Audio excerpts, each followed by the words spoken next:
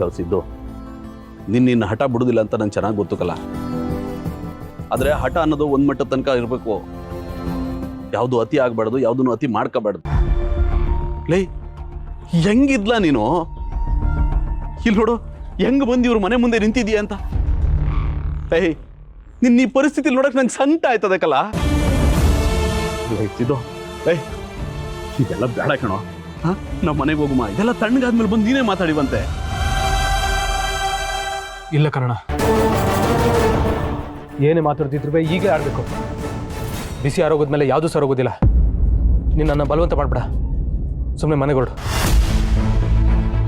ನೋಡ್ಲಾ ಸಿದ್ದು, ನೀನು ಯಾರು ಹೇಳಿದ್ರು ಕೇಳೋದಿಲ್ಲ ಅಂತ ನಂಗೆ ಚೆನ್ನಾಗಿ ಗೊತ್ತು. ಆದ್ರೆ ಅಣ್ಣ ಆಗಿ ನಾನು ಹೇಳಬೇಕಲ್ವೇ?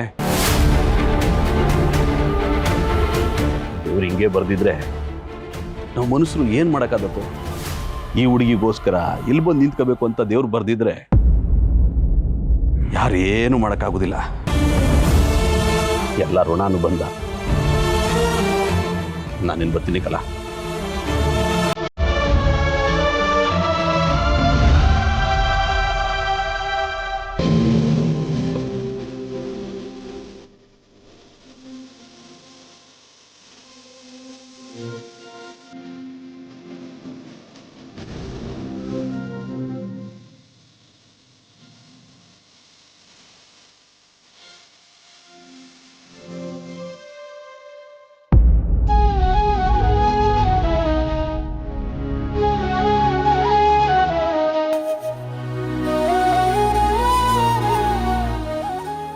ಲಕ್ಷ್ಮಿ, ಈಗ ನಾವು ಒಳ್ಳೇದು ಯಾವುದು ಕೆಟ್ಟದ್ದು ಯಾವುದು ಅಂತ ಕೂತ್ಕೊಂಡು ಚರ್ಚೆ ಮಾಡುವಂಥ ಸಮಯ ಅಲ್ಲ. ಆದಷ್ಟು ಬೇಗ ನಾವೊಂದು ನಿರ್ಣಯಕ್ಕೆ ಬರಬೇಕು. ಏನ್ರಿ ನೀವು ಹೇಳ್ತಾ ಇರೋದು? ಸಿದ್ದುನ ನಾನು ನೀನು ತುಂಬಾ ದಿನದಿಂದ ನೋಡಿದ್ದೀವಿ. ಅವನು ಕೆಟ್ಟವನಲ್ಲ, ಬೇರೆಯವ್ರಿಗೆ ಕೇಡು ಬಯಸುವಂಥ ಹುಡುಗನೂ ಅಲ್ಲ. ಅಂದಮೇಲೆ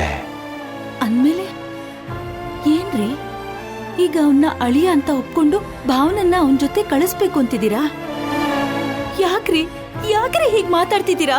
ಲಕ್ಷ್ಮಿ, ಸಮಾಧಾನ. ನನ್ನ ಮಾತನ್ನ ಪೂರ್ತಿ ಕೇಳು. ಏನೋ ಕೆಟ್ಟಗಳಿಗೆ ಅವನ ಕೈನಲ್ಲಿ ಹಾಗೆ ಮಾಡಿಸ್ಬಿಟ್ಟಿದೆ. ಅವನೇನಾದ್ರೂ ನಮಗೆ ಮೋಸ ಮಾಡಬೇಕು ಅಂತ ಮಾಡಿದ್ರೆ ನಾನೇ ತಾಳಿ ಕಟ್ಟಿದ್ದು ಅಂತ ಯಾಕೆ ಒಪ್ಕೊಳ್ತಿದ್ದ? ನೆನ್ನೆಯಿಂದ ಮಳೆ ಬಿಸಿಲು ಅಂತ ಲೆಕ್ಕಿಸ್ದೆ ಭಾವನೆ ಬೇಕು ಅಂತ ಮನೆ ಮುಂದೆ ನಿಂತ್ಕೊಂಡು ಯಾಕೆ ಹಠ ಮಾಡ್ತಿದ್ದ? ನೋಡು, ನಮ್ಮ ಭಾವನ ನೋಡಿ ಅವನಿಗೆ ಪ್ರೀತಿ ಬಂದ್ಬಿಟ್ಟಿದೆ. ಎಲ್ಲಿ ನನ್ನ ಕೈ ತಪ್ಪು ಹೋಗ್ತಾಳೋ ಅಂತ ಅವಳು ಗೊತ್ತಿಲ್ದಂಗೆ ತಾಳಿ ಕಟ್ಬಿಟ್ಟಿದ್ದಾನೆ. ನಾನಿದನ್ನ ನಂಬಲ್ಲ ರೀ. ಅವನ್ ಭಾವನ ಇಷ್ಟಪಟ್ಟಿದ್ರೆ ನನ್ನ ಹತ್ರ ಹೇಳ್ಕೋಬಹುದಿತ್ತು. ಅದು ಹೋಗ್ಲಿ, ಭಾವನಿಗೆ ಈ ರೀತಿ ಆಗಿದೆ ಅಂತ ಹೇಳಿದಾಗ ಅವನ್ ಯಾಕೆ ನನ್ನ ಹತ್ರ ಏನೂ ಹೇಳಲಿಲ್ಲ? ನನ್ನ ಹತ್ರ ಅವನು ಹುಡುಕ್ ಕೊಡ್ತೀನಿ ಅಂತಾನೆ ಹೇಳ್ತಿದ್ದ. ಆದ್ರೆ ಸತ್ಯ ಯಾಕೆ ಹೇಳಲಿಲ್ಲ? ಲಕ್ಷ್ಮಿ, ಈಗ ಹಳೇದನ್ನೆಲ್ಲ ಕೆದಕೊಂಡು ಕೂತ್ಕೊಳ್ಳೋ ಸಮಯ ಅಲ್ಲ.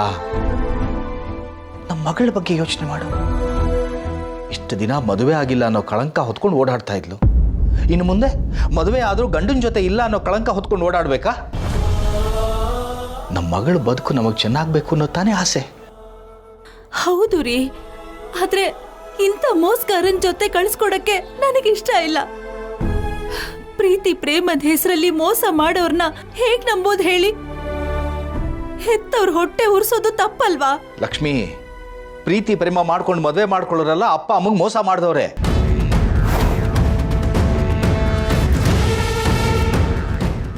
ನಾವು ಮಾಡಿದ್ದೇನು? ಅಪ್ಪ ಅಮ್ಮನ ವಿರೋಧ ಕಟ್ಕೊಂಡು ತಾನೇ ಮದುವೆ ಮಾಡ್ಕೊಂಡು. ರೀ, ನಮ್ ಪ್ರೀತಿಗೂ ಮೋಸ ಮಾಡಿ ತಾಳಿ ಕಟ್ಟೋನ್ ಪ್ರೀತಿಗೂ ಹೇಗ್ರಿ ಹೋಲಿಕೆ ಮಾಡ್ತೀರಾ? ಲಕ್ಷ್ಮಿ, ಪ್ರೀತಿ ಅದೇ, ಆದ್ರೆ ಇವ್ ರೀತಿ ಬೇರೆ. ನೋಡು, ಈಗ ಈ ವಿಷಯ ಎರಡು ಕುಟುಂಬಕ್ಕೆ ಸೇರಿರೋದು. ಬರೀ ನಮ್ಮ ಭಾವನ ಬಗ್ಗೆ ಯೋಚಿಸ್ಬೇಡ, ನಮ್ಮ ಮಗ ಹರೀಶನ್ ಬಗ್ಗೆನೂ ಯೋಚಿಸು. ಈಗ ನಮ್ಮ ಬೀಗರ ಸಂಬಂಧ ಗಟ್ಟಿ ಆಯ್ತು ಅನ್ನೋ ಸಂದರ್ಭದಲ್ಲಿ ನಾವು ಹಿಂಗೆ ಹಠ ಮಾಡಿದ್ರೆ ಇಬ್ಬರ ಜೀವನನೂ ಹಾಳಾಗತ್ತೆ. ರೀ, ಇಷ್ಟು ದಿನ ನಾನ್ ಮಾತ್ರ ಅವನ್ ಮಾತಿಗೆ ಮರಳಾಗ್ತಿದ್ದೆ.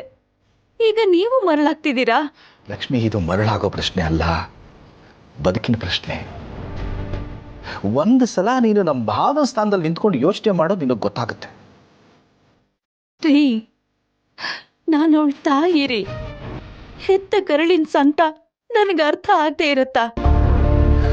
ಆದ್ರೆ ಇಂಥವನ್ ಕೈ ಕೊಟ್ಟು ನನ್ನ ಭಾವನನ್ ಜೀವನನ ಹಾಳು ಮಾಡೋಕೆ ನನಗಿಷ್ಟ ಇಲ್ಲ ರೀ. ಲಕ್ಷ್ಮಿ, ನಿನ್ನ ಮನಸ್ಥಿತಿ ನನಗೆ ಅರ್ಥ ಆಗತ್ತೆ. ಸಹನೆ ಇದ್ರೆ ಸಮಯನೂ ಸಹಾಯ ಮಾಡುತ್ತೆ ಅಂತಾರೆ. ನಿನಗೆ ಗೊತ್ತು ಈಗಿನ ಕಾಲದ ಮಕ್ಕಳು ಪ್ರೀತಿಗೋಸ್ಕರ ಯಾವ್ಯಾವ ದಾರಿ ಹಿಡಿತಾರೆ, ಏನೇನು ಮಾಡ್ತಾರೆ ಅಂತ. ಆದರೆ ಸಿದ್ದು ಮನೆ ಮುಂದೆ ನಿಂತ್ಕೊಂಡು ಮಾಡಿರೋ ತಪ್ಪನ್ನ ಒಪ್ಕೊಳ್ತಾ ಇದ್ದಾನೆ. ಅಂಥವನ್ನ ನಾವು ಒಪ್ಕೊಳ್ಳಿಲ್ಲ ಅಂದ್ರೆ ತಪ್ಪಾಗತ್ತೆ ಲಕ್ಷ್ಮಿ. ನಿನಗೆ ಗೊತ್ತಾ, ಗಲ್ಲು ಶಿಕ್ಷೆ ಆಗಿರೋನ್ಗೂ ಸಹ ನಿನ್ನ ಕೊನೆ ಆಸೆ ಏನು ಅಂತ ಕೇಳಿ ಈಡೇರಿಸ್ತಾರೆ. ಅಂಥದ್ರಲ್ಲಿ ಪ್ರೀತಿಗಾಗಿ ಮಾಡಿರೋ ತಪ್ಪನ್ನ ಕ್ಷಮಿಸ್ಬೇಕು ಲಕ್ಷ್ಮಿ. ಇವತ್ತು ನಮಗೆ ಅವನ ಪ್ರೀತಿ ಏನು ಅಂತ ಗೊತ್ತಾಗದೇ ಇರ್ಬೋದು, ಮುಂದೊಂದು ದಿನ ಖಂಡಿತ ಗೊತ್ತಾಗುತ್ತೆ.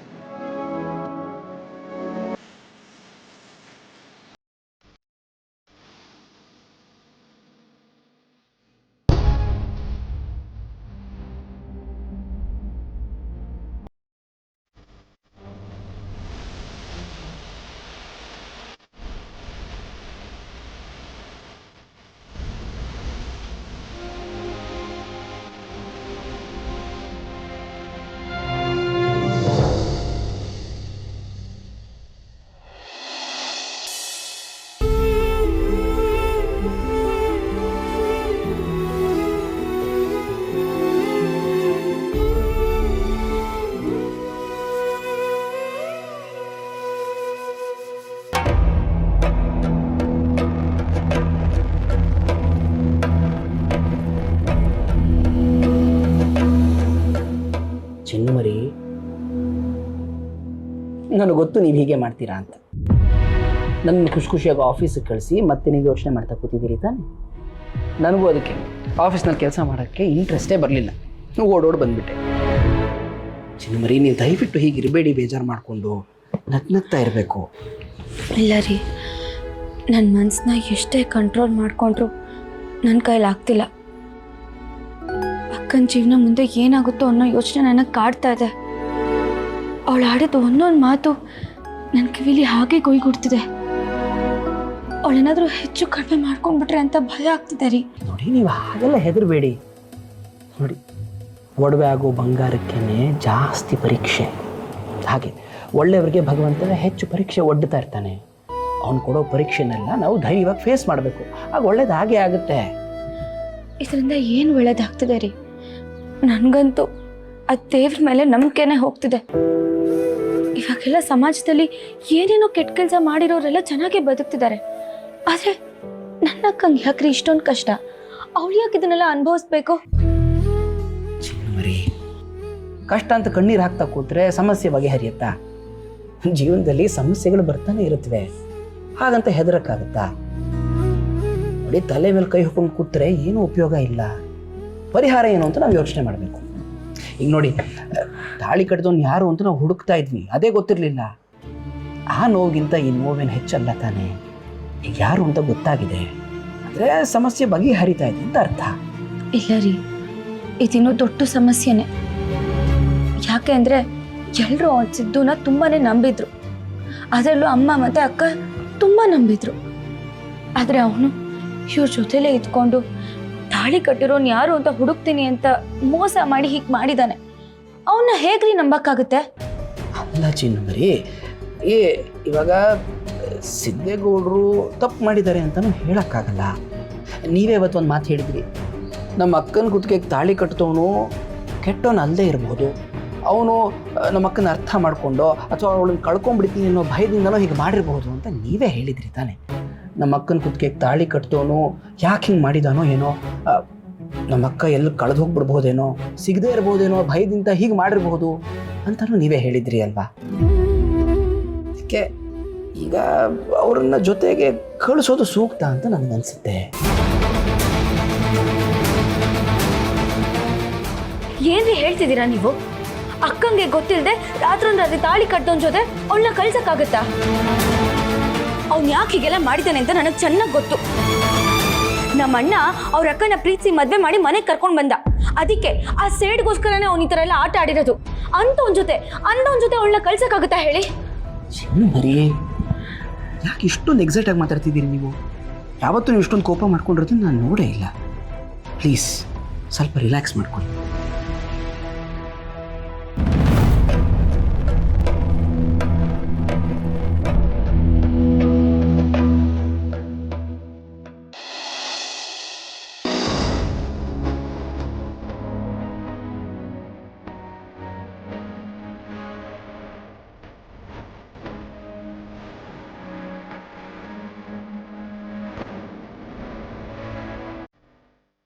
ಭಾವನಾ,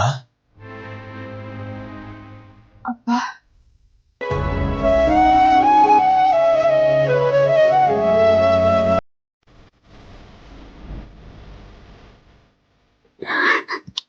ಅಳ್ಬೇಡ ಮಗಳೇ, ಅಳ್ಬೇಡ.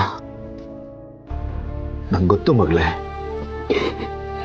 ನೀನು ಚಿಕ್ಕ ವಯಸ್ಸಿಂದ ಸಂತೋಷಕ್ಕಿಂತ ದುಃಖನೇ ಅನುಭವಿಸಿದ ಜಾಸ್ತಿ. ತಂದೆಯಾಗಿ ನಾನು ಕರ್ತವ್ಯ ಮಾಡಲಿಲ್ವೇನೋ ಅಂತ ಎಷ್ಟೋ ಸಲ ಅನಿಸಿದೆ ಮಗಳೇ. ನಾನು ಸೋತ್ಬಿಟ್ಟೆ ಅಂತ ಮನಸ್ಸು ಚುಚ್ಚಿ ಚುಚ್ಚಿ ಹೇಳಿದೆ.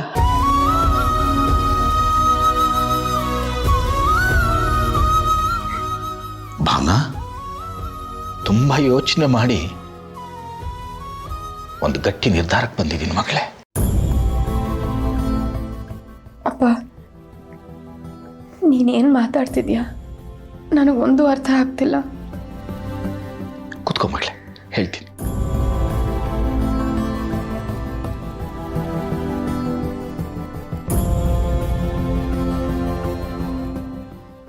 ಮಗಳೇ, ನಾನೀ ಮಾಡಿರೋ ನಿರ್ಧಾರ ಎಷ್ಟು ಸರಿ ಎಷ್ಟು ತಪ್ಪು ಅಂತ ಈ ಕ್ಷಣಕ್ಕೆ ನನಗೆ ಗೊತ್ತಾಗ್ತಿಲ್ಲಮ್ಮ. ಆದ್ರೆ ಯಾಕಪ್ಪ ನಿಲ್ಲಿಸ್ಬಿಟ್ಟೆ? ಹೇಳು. ನಾನು ಮಾಡಿರೋ ನಿರ್ಧಾರದಿಂದ ಈಗ ಬಂದಿರೋ ಸಮಸ್ಯೆ ಎಲ್ಲ ಪರಿಹಾರ ಆಗುತ್ತೆ. ಜೊತೆಗೆ ನನ್ನ ಮಗಳು ಮದುವೆ ಆಗಿಲ್ಲ ಅಂತ ಆಡ್ಕೊಳ್ತಿದಾರಲ್ಲ, ಅವ್ರ ಬಾಯಿನೆಲ್ಲ ಮುಚ್ಚಂಗಾಗತ್ತೆ. ಅಪ್ಪ, ಅದೇನು ಹೇಳಬೇಕು ನೇರವಾಗಿ ಹೇಳು. ಭಾವನಾ, ಇಷ್ಟು ದಿನ ನಿಮ್ಮಪ್ಪ ನಿನ್ನ ಹತ್ರ ಏನನ್ನೂ ಕೇಳಿಲ್ಲ.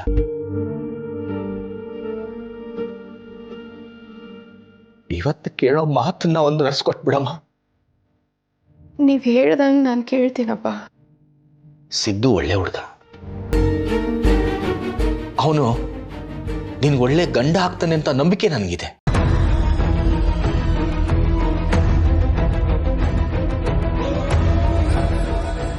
ಇಲ್ಲಮ್ಮ, ಈಗಲೂ ನಾನು ಮಾಡಿರೋ ನಿರ್ಧಾರ ಸರಿನೋ ತಪ್ಪೋ ನನಗೆ ಗೊತ್ತಿಲ್ಲ. ಆದ್ರೆ ಆ ಭಗವಂತ ನಿನ್ನಂತವಳಿಗೆ ಮೋಸ ಮಾಡಲ್ಲ ಅನ್ನೋ ಒಂದೇ ಒಂದು ನಂಬಿಕೆಯಿಂದ ನಾನು ನಿರ್ಧಾರ ಮಾಡಿದ್ದೀನಿ. ನೋಡು, ನಿನಗೆ ಗೊತ್ತಿಲ್ಲದ ಹಾಗೆ ನಿನ್ ಕುತ್ತಿಗೆ ತಾಳಿ ಬೀಳಿಸ್ತಾ. ಈಗ ಸಿದ್ದು ಅಂತ ವರನ್ನ ಅವನೇ ನಮ್ಮನೆಗೆ ಕಳಿಸಿದಾನಮ್ಮ. ಸಿದ್ದು ನಿನ್ ಚೆನ್ನಾಗಿ ನೋಡ್ಕೊಳ್ತೇನೆ ಅಂತ ನಂಬಿಕೆ ನನಗಿದೆ ಮಗನೇ. ಒಪ್ಕೊಮ್ಮ. ನನಗೋಸ್ಕರ ಇದೊಂದು ಮಾತು ನಡ್ಸ್ಕೊಡು ಮಗಳೇ.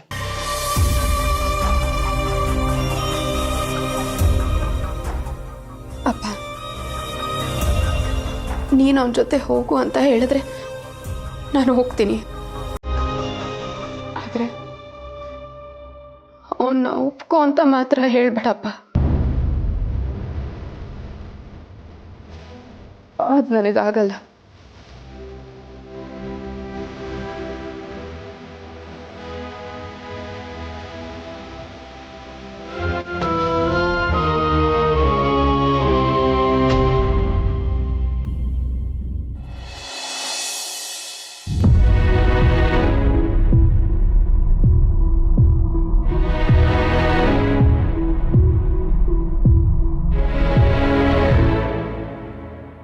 ಇವತ್ತು ನಮ್ಮ ಮನೆಯವರು ಎಲ್ಲರ ಮುಂದೆ ತಲೆ ತಗ್ಸೋ ಹಾಗೆ ಮಾಡಿರೋ ಅವನ ವಿಷಯದಲ್ಲಿ ನನ್ನ ಸಮಾಧಾನ ಆಗಲ್ಲ ರೀ. ಅವನಿಂದ ನಂಬಿಕೆ ಅನ್ನೋ ಪದನೇ ಸತ್ತೋಯ್ತು. ಚಿನ್ನು ಮರಿ, ಯಾಕೆ ಇಷ್ಟು ಕೋಪ ಮಾಡ್ಕೋತಾ ಇದ್ದೀರಿ? ಸ್ವಲ್ಪ ರಿಲ್ಯಾಕ್ಸ್ ಮಾಡ್ಕೊಳ್ಳಿ. ಪ್ರತ್ಯಕ್ಷವಾಗಿ ಕಂಡ್ರು ಪ್ರಮಾಣಿಸಿ ನೋಡಬೇಕು ಅಂತ ದೊಡ್ಡವರು ಹೇಳಿದ್ದಾರೆ, ನಿಮಗೆ ಗೊತ್ತಿದೆ ತಾನೇ.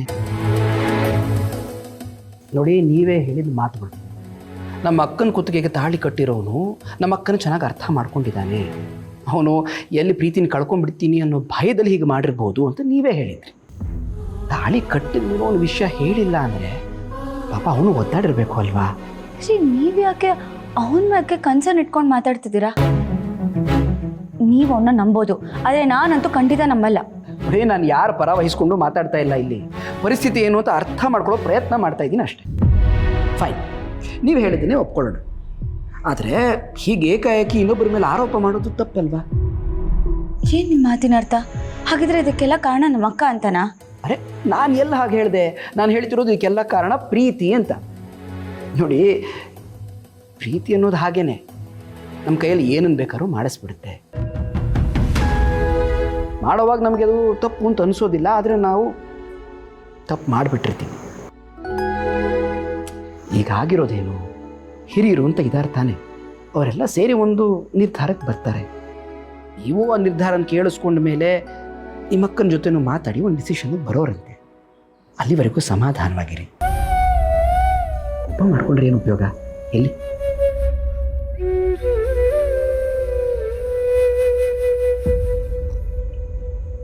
ನೀವು ಕೋಪ ಮಾಡಿಕೊಂಡು ಆರೋಗ್ಯ ಹಾಳು ಮಾಡಿಕೊಂಡ್ರೆ ಏನು ಉಪಯೋಗ ಆಗುತ್ತೆ ಹೇಳಿ? ನೀವು ನಗ್ನಗ್ತಾ ಸಂತೋಷವಾಗಿರಬೇಕು.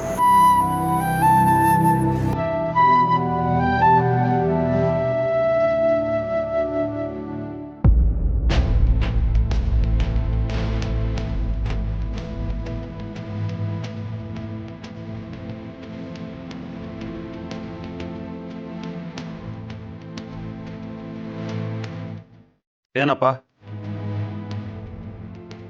ಎಲ್ರೂ ಬರಕ್ಕೆ ಹೇಳಿದ್ರಿ? ಏನು ವಿಷಯ? ಭಾವನನ ವಿಷಯಕ್ಕೆ ಸಂಬಂಧಪಟ್ಟ ಹಾಗೆ ತುಂಬ ಯೋಚಿಸಿ ಒಂದು ನಿರ್ಧಾರಕ್ಕೆ ಬಂದಿದ್ದೀನಿ. ಏನು ನಿರ್ಧಾರ ಮಾಡಿದ್ದೀರಾ? ಅಮ್ಮ ಹೇಳಿದಾಗೆ ಸಿದ್ದುನ ಮನೆ ಒಳಗೆ ಕರ್ಕೊಂಬರ್ತೀನಿ.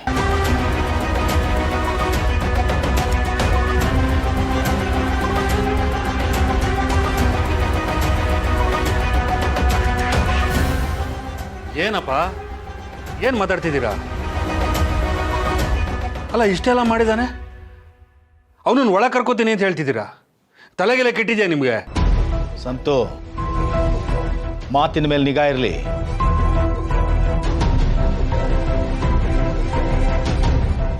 ನಾನು ಕರ್ಕೊಂಡು ಬರ್ತೀನಿ ಎಂದದ್ದು ಹಾದಿಲ್ ಬೀದಿಲ್ ಹೋಗೋರನ್ನಲ್ಲ, ನನ್ನ ಅಳಿಯನ್ನ.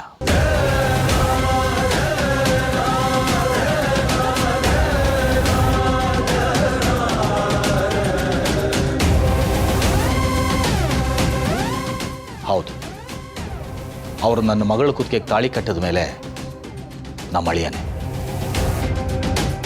ಏನೋ ತಪ್ಪೋ ಸರಿನೋ ನಡೆದೋಗಿದೆ. ಇನ್ನು ಮುಂದೆ ನಾವು ಹೇಗೆ ಏನು ನಿರ್ಧಾರ ಮಾಡ್ತೀವಿ ಅನ್ನೋದಷ್ಟೇ ಮುಖ್ಯ. ಇದಕ್ಕೆ ಸಂಬಂಧಪಟ್ಟ ಹಾಗೆ ಯಾರ ಅಭಿಪ್ರಾಯನೂ ನನಗೆ ಬೇಕಾಗಿಲ್ಲ.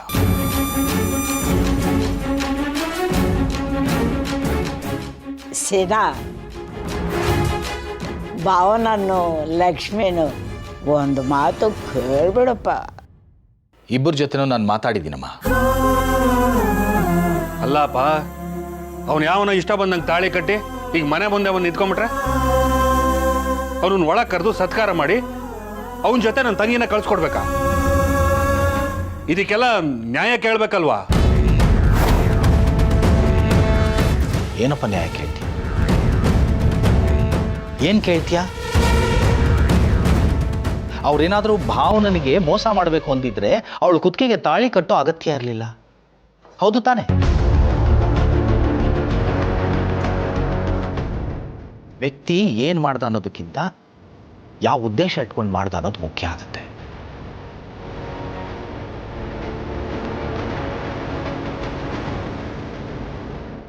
ಅಲ್ಲ ಏನಪ್ಪ, ಅವ್ನು ಹಾಗೆ ಬಿಟ್ರೆ ಇನ್ನೂ ಏನೇನೋ ಎಡವಟ್ ಮಾಡ್ತಾನೇನೋ.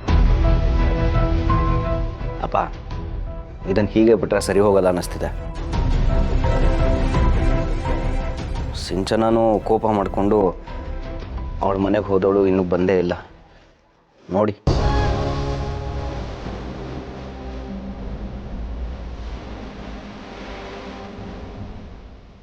ಇದಕ್ಕೆಲ್ಲ ಸೆಟಲ್ಮೆಂಟ್ ಏನಾದರೂ ತಗೋಬೇಕು.